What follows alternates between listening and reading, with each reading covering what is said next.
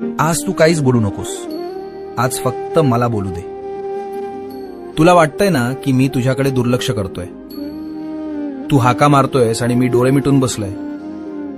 तू म्हणतोस ना, स्वामी मी तुमचं काय वाकडं केलं, माझ्याच नशिबात हे का.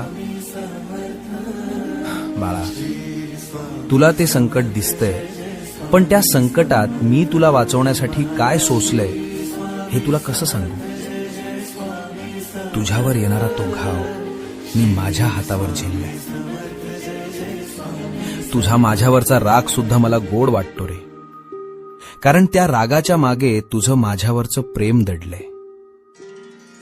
हे बघ, जगाला वाटत असेल की तू हरलायस, पण जोवर माझी नजर तुझ्यावर आहे तोवर तुला हरवण्याची ताकद काळामध्ये सुद्धा नाही. भिवू नकोस, मी तुझ्या पाठीशी आहे.